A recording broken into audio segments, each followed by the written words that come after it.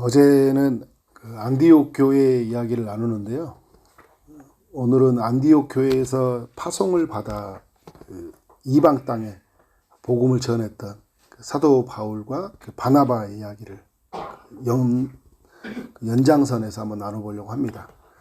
13장 4절부터 이제 14장까지는 바울의 그 1차 전도 여행이라고 해요. 안디옥 교회에 파송을 받아서 함께 이제 전도했던 이제 이야기죠. 1차 전도 여행은 이제 바울과 바나바가 함께 이제 동행을 하죠. 13장 4절부터 12절까지는 이제 구브로 섬에서 전도한 이야기인데, 이 구브로는 참고로 바나바의 고향이죠. 그 고향 땅에 가서 복음을 전한 거죠. 이때 이 구브로 섬에 보면 구브로의 수도 바보라는 곳에서 그 총독 서기오가 전도가 되죠. 마술사 이 바예수라는 이 사람의 방해가 있었지만 성령이 충만한 사도 바울을 막을 수가 없어요. 하나님의 복음의 이제 행진이 이제 일어나는 거죠.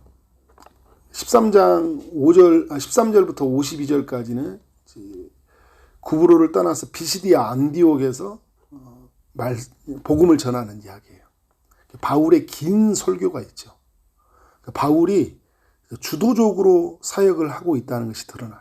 바울이 가지고 있는 그 신앙, 그 신학이 무엇인지를 이제 그 13장 13절부터 드러나는 거죠. 어떤 사람이 믿음의 사람이다 이야기했는데 어떤 이야기를 해보면 알아요.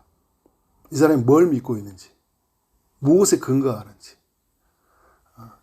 바울은 예수 그리스도가 누구인지를 정확하게 알아요. 구약에서 어떻게 그 예언이 이루어졌는지, 그러니까 성경에 근거합니다.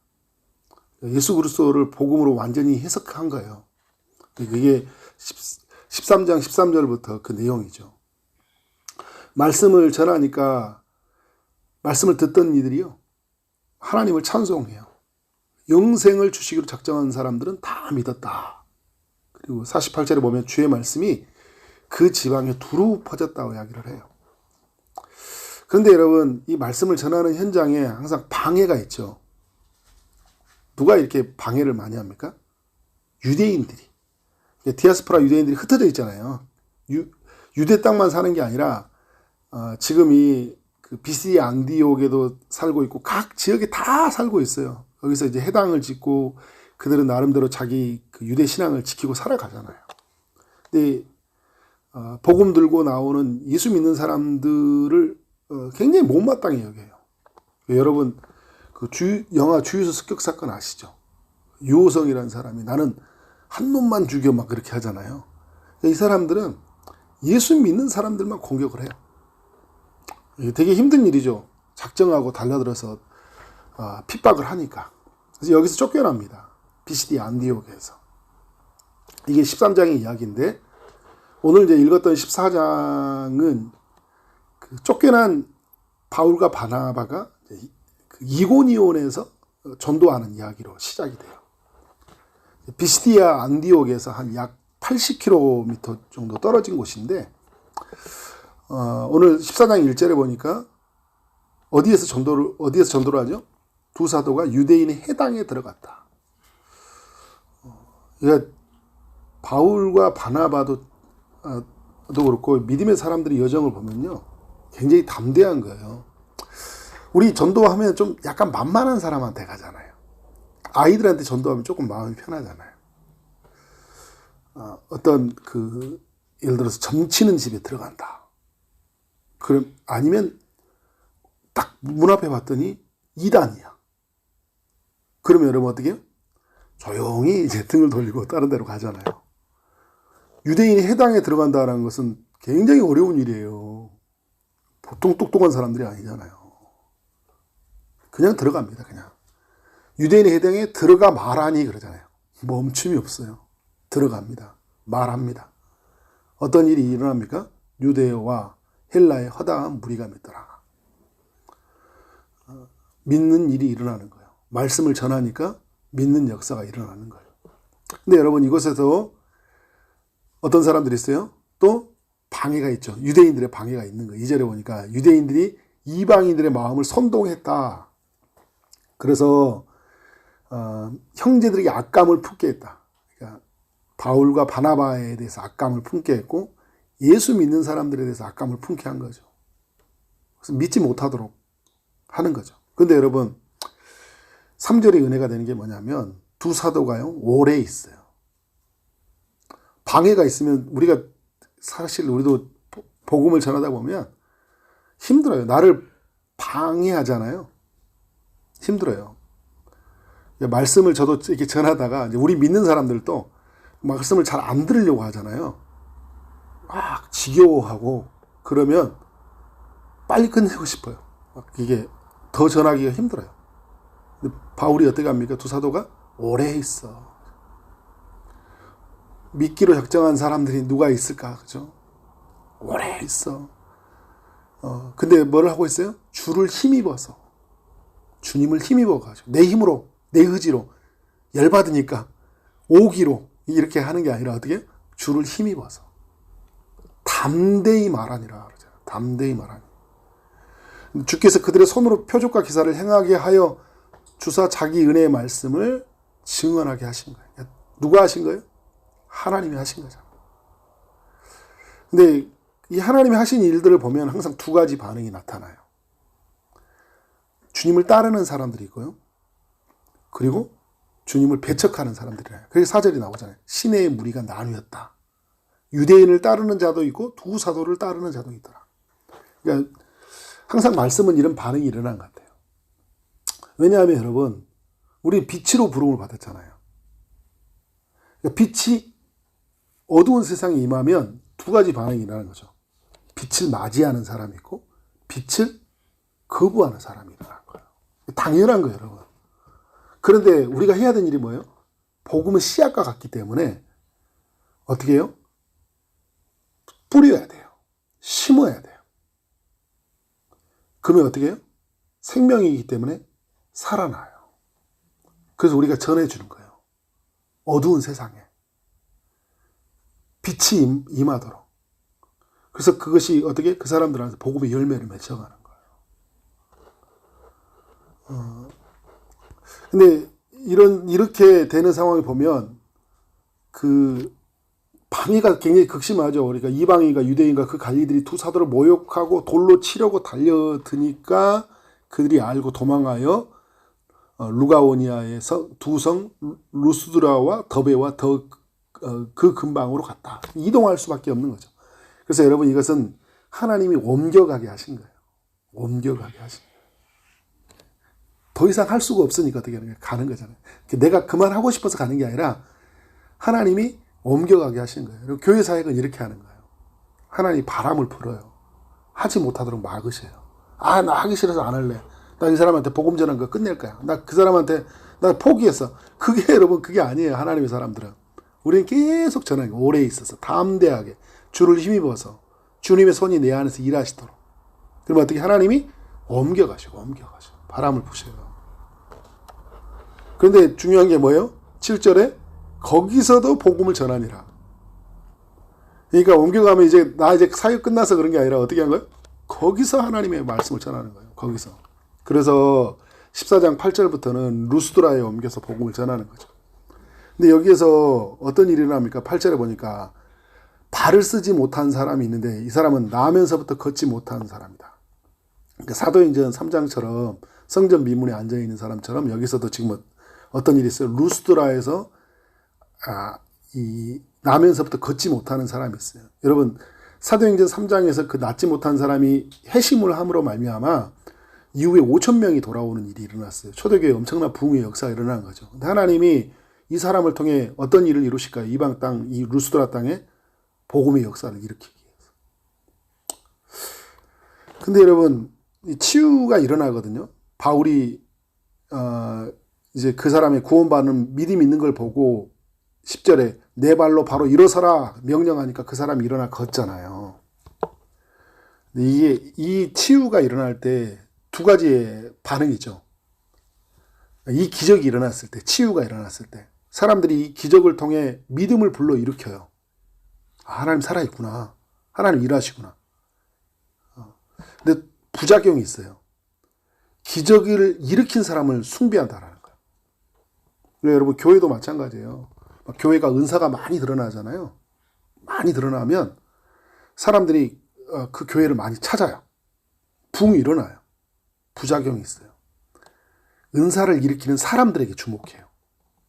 와, 능력 있다. 그 목사 능력 있어.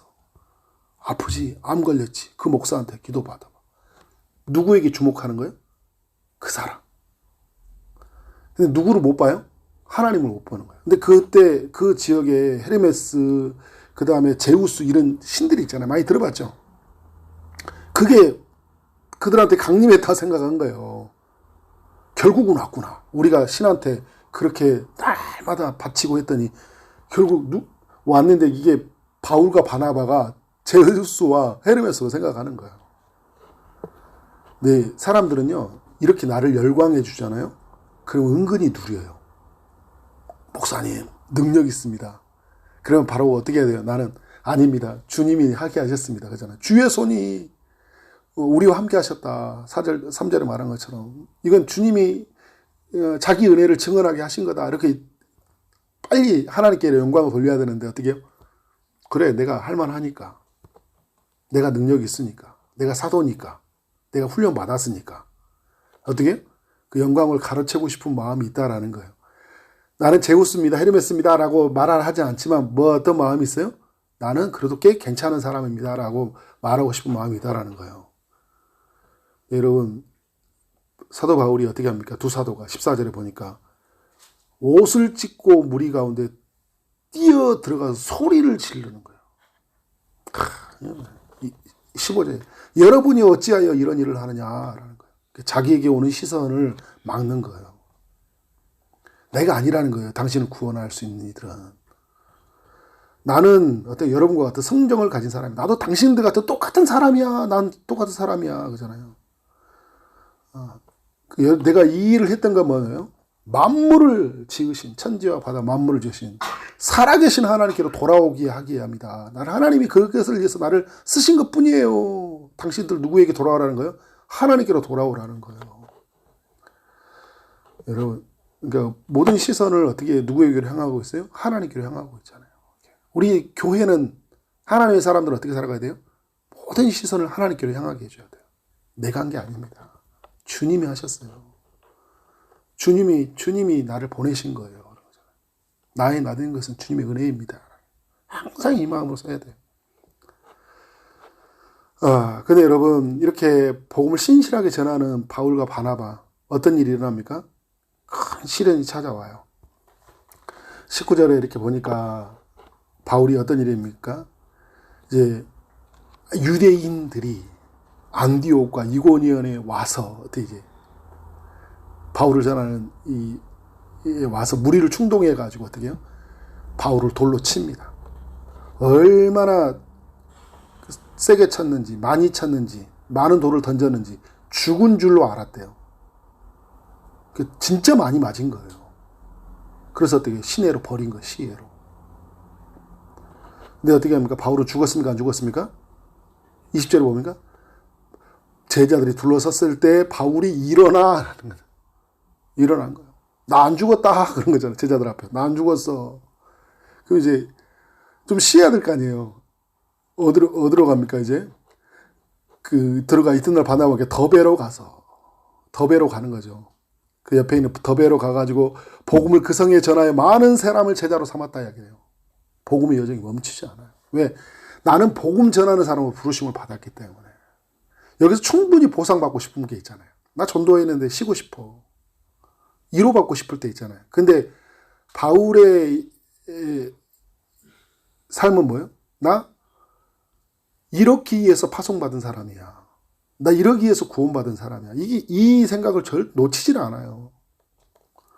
그래서 여러분 안디옥에 가서 복음을 전하고 그리고 이제 되돌아옵니다. 이제 1차 전도여행을 마무리해요. 이러고 나서 밤대로 역순으로 돌아오는 거예요. 자기가 전도했던 지역으로 이제 다시 돌아가는 거잖아요. 루스드리아, 이고니아, 그리고 안디옥으로 돌아가요. 그런데 여러분 22절에 이런 이야기 하잖아요. 자기도 환난을 많이 겪었잖아요. 그리고 지금 예수 믿는 사람들이, 각 지역에 있는 사람들이 어떻게 해요? 이제 예수를 믿는 순간 뭐 유대인들이 계속 이렇게 방해가 있으니까 어려움들이 있잖아요. 중요한 이야기를 하잖아요. 제자들의 마음을 굳게 하여 이 믿음에 머물러 있어라. 주를 향한 믿음에 머물러 있어라 권하고, 우리가 하나님의 나라에 들어가려면 뭘 겪어야 된다고? 많은 환난을 겪어야 된다. 주님을 만나면 영광도 있지만 고난도 함께 동참한다라는 거예요. 그 사도 바울이 골로새서에서 그리스도의 그 남은 고난에 나의 육체를 채우노라 이야기를 하잖아요. 그래서 여러분, 이 사도 바울의 여정을 통해서 하나님이 이 이방 땅에 복음의 놀라운 역사를 이루는 거예요. 이렇게 해서 전도 여행이 마무리가 되거든요. 그러니까 바울의 이 바나바, 이 전도 여정을 보면서 여러분 어떤 생각이 든가요? 복음을 들고 나아가면 역사가 일어난다. 발걸음을 내딛는 곳에서 어떻게 해요? 복음의 역사가 나타났잖아요, 지금. 복음의 역사가들이. 방해가 있었어요. 박해도 있었습니다. 그런데 여러분, 복음의 여정을 막을 수가 없었어요. 복음이 임하는 곳에 즉각적인 반응이 일어나면 믿고 돌아오더라. 그런데 즉각적으로 반응은 나타나지 않았지만 복음은 씨앗과 같기 때문에 어떻게 결국은 열매를 맺는다. 여러분이 결국 여기서 이제 보면 수많은 제자들이 탄생을 하잖아요. 그 중에 대표적인 사람이 이제 그런 뭐 디모데와 같은 이제 이런 사람들이 이제 이곳에서 막 딱 세워져 가잖아요. 나중에 이 복음에 놀라운 열매가 맺혀진다. 또 가장 큰 열매는 뭘까요? 바울과 바나바가 있죠. 그 안에서 그 하나님 나라로 더욱 부여해지고, 많은 매맞음과 모욕과 방해가 있었지만 그 안에서 풍성히 거하는 하나님의 나라가 있으니까 얼마나 큰 기쁨이겠어요. 오늘 우리 안에서 이러한 이야기가 남겨지기를 주의 이름으로 축원합니다. 기도하도록 하겠습니다. 하나님 아버지, 바울과 바나바의 전도의 1차 여행을 살펴보게 하시니 감사합니다. 사도행전 13장과 14장의 이야기가 오늘 우리의 삶에 남겨지게 하여 주옵소서. 복음이 전해지는 것마다 역사가 일어난다는 걸 알게 하시고, 우리가 빛으로 부름받은 삶이기에 어두운 이 세상 가운데 파송되어서 복음의 빛을 비추게 하여 주옵소서. 주님, 우리가 심기를 원합니다. 자라게 하신 그 주님을 바라보며 오늘 또 눈물로써 하나님의 씨앗을 이 땅 가운데 심어가게 하여 주옵소서. 믿지 않은 자들에게, 그들에게 예수 그리스도를 선포하는 우리의 삶이 되게 하여 주옵소서. 방해가 있고 박해가 있더라도 그것이 우리의 삶 안에 고통이고 아픔인 것이 아니라 하나님 나라에 참여한 기쁨으로 여기고 오늘 또 그 길을 걸어가는 우리의 삶이 되게 하여 주옵소서. 오늘 또 주의 은혜를 구하는 이들이 있습니다. 아픔 중에 있는 이들에게 찾아가셔서 치료의 강선을 비춰 주옵소서. 취업을 준비하고 결혼을 준비하고 임신을 준비하고 출산을 준비하고 시험을 준비하는 모든 이들에게 은혜 베풀어 주옵소서. 예수 그리스도 이름으로 기도를 쌓옵나이다. 아멘.